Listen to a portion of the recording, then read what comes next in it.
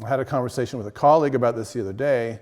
I think when you introduce a level of abstraction into the work, you actually open the doors for the viewer to actually look at it in a fresh way.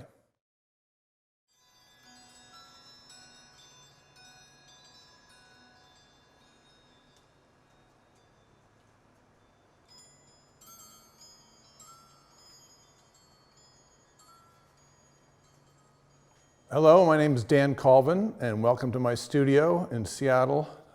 Today, I'm actually working in some sketches. I work mostly in sculpture now, and right now I'm working on a series of sculptures that involve a lot of elongated, sensuous curves. Sometimes it's very helpful to go back and forth between the mediums. They tend to inform each other.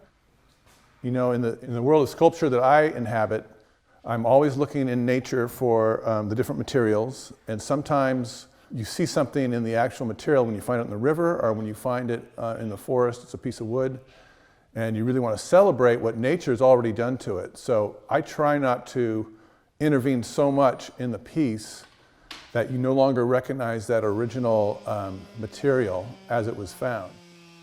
So the process of carving wood starts with finding a log out in nature and then letting it dry. And then I approach it with big chainsaws and take away lots of material, and I move to smaller chainsaws.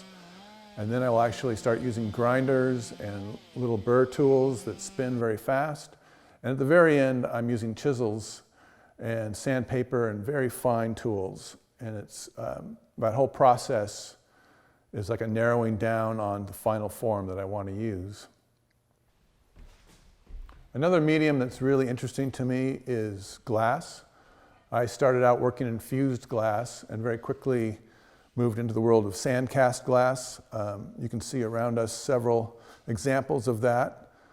This particular piece here is what I call sculpted cast glass, and I'm actually pouring the molten glass into the mold, and before it has a chance to set up, I am wrapping it and manipulating it and sculpting it. In this case, there's sort of a burrito fold going on. It's a very challenging process. There's about a 30-second window I have to make that intervention. And if I wait too long, the glass breaks, and if I go too soon, it won't hold the form. So another medium that I really like to work with is stone. I tend to work with hard stone, and hard stone doesn't really take well to chisels, like you can see someone working on a block of marble with a chisel. Most of the stone I work with won't work with that kind of a tool. So I'm out there with spinning diamonds and water-fed grinding tools. There's a rule in sculpture, roughly speaking, that the more complex the surface, the less complex the form needs to be.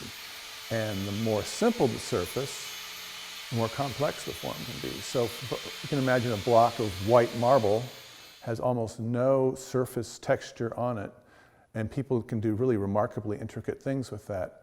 Whereas some of these rocks I'm finding in the river have incredible detail and marbling and intricacy going on, and you really don't want to do too much intervention form-wise into that, or they tend to fight each other.